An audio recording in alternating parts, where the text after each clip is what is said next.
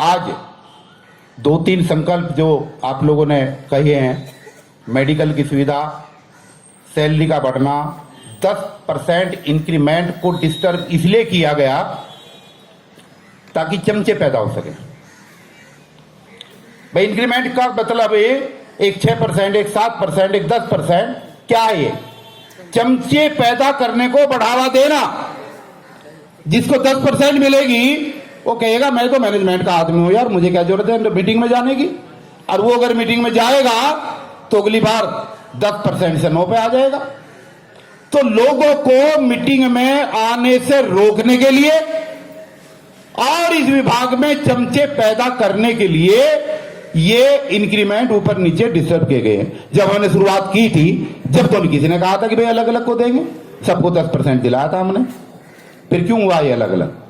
क्योंकि ये अलग अलग इसलिए हुआ जहां से मैंने शुरुआत की थी कि कुछ दलालों की इंक्रीमेंट 10% लग रही है। भाई कुछ को तो काम वालों की लग रही होगी, फिर कुछ दलालों की भी लग रही है जो जाते भी नहीं है। और लोग डर की वजह से मीटिंगों में ना आए, उस वजह से ये इंक्रीमेंट खत्म किए। आज इस मंच के माध्यम से नेहरू प्लेस की बिल्डिंग के अंदर बैठे हुए तमाम जो अफसरान हैं, उनसे मेरा निवेदन है, शालीनता के साथ बड़ी सभ्य भाषा में बोल रहा हूं कि ये ऊपर नीचे की इंक्रीमेंट का मामला 1 महीने के अंदर बंद कर दें, और नहीं तो तुम्हें सबको इस कमरे, इसी दफ्तर के अंदर बंद कर दिया जाएगा। जूते मारो सालों को। 3 चीजें आज आपको पास करनी पड़ेंगी। पहले तो ये बताओ, लड़ना चाहते भी हो नहीं? लड़ना चाहते। मैं पहले तो ये है, बात तो जब करी जाए कि ये ना हो पहले की तरह हो जाए, फिर छोड़ के भाग जाओ। क्या सुप्रीम कोर्ट का घेराव करने के लिए तैयार हो? तैयार है। क्या अपने अधिकारों के लिए तैयार हो? तैयार है। क्या जेल जाने के लिए बरकरार हो? तैयार है। तो 3 प्रस्ताव आज पास होने चाहिए। नंबर 1, हमारी सैलरी 50,000 हो। दूसरा, समान कार्य का समान वेतन हो, और ये इंक्रीमेंट सिस्टम जो है इसको खत्म किया जाए। बहुत बढ़िया, ठीक है ना भाई? पक्के होने की तो देखिए, पक्के होने की जहां तक बात है, सारा डिपार्टमेंट ही पक्का नहीं है तो तुम क्या पक्के होगे? ठीक है।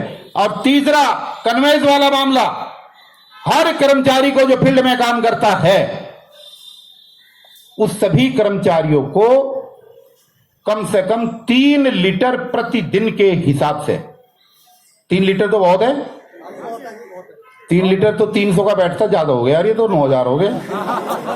पर ज्यादा मांगेंगे तो नीचे तक आ जाएगा मामला। ये पैसे सबको मिलने चाहिए भाई साहब, सब जाते हैं, सब अपने घर से निकलते हैं। और मेन बात ये है, ऑफिशियली जब आदमी अपने घर से निकलता है ड्यूटी के लिए, तो उसकी ड्यूटी उसी समय शुरू हो जाती है, और ड्यूटी छूटने के बाद जब तक वो वापिस अपने घर बच्चों में सुरक्षित नहीं पहुंच जाता, तब भी उसकी ड्यूटी चालू रहती है। तो ये आने और जाने में जो पैसा खर्च होता है, ये सैलरी से नहीं होगा, इसका पैसा इस पीएसएस मैनेजमेंट को देना पड़ेगा। जब ये अपने लिए गाड़ी रख सकते हैं, जब ये अपने लिए ड्राइवर रख सकते हैं, क्या इनके हाथ पैर इतने भी काम नहीं करते? अपनी गाड़ी चला ही ले। ड्राइवर के पैसे अलग, गाड़ी के पैसे अलग।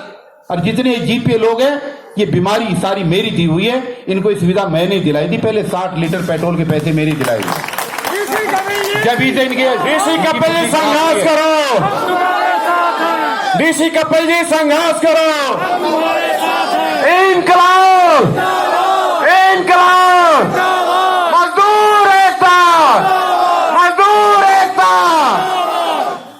तो हर साथी को आने और जाने कितना एग्जैक्ट होना चाहिए, जल्दबाजी होगी, इसको हम कैलकुलेट कर लेते हैं, लेकिन 3 नहीं तो 2.5 लीटर कम से कम जो है 2 और 3 के बीच में कहीं फिक्सेशन होनी चाहिए, ताकि कम से कम 5,000 से ज्यादा पैसा हर व्हीकल को मेंटेन करने वाले साथी को मिलना चाहिए। और जो साथी व्हीकल मेंटेन नहीं कर रहे हैं और दफ्तर की नौकरी कर रहे हैं बैठ करके, ठीक है, ऐसा नहीं कि उनको नहीं मिलना चाहिए, पैसा उनको भी मिलना चाहिए। जब मैंने पहले दिलाया तो उस टाइम विवाद हुआ था कि इलेक्ट्रिकल वालों को सिविल वालों को कैसे मिलेगा।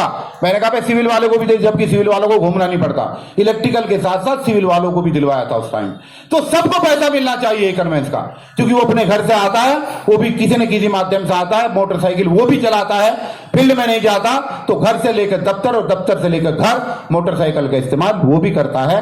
तो हर कर्मचारी को कम से कम 5,000 रुपए का कन्वेंस मिलना चाहिए।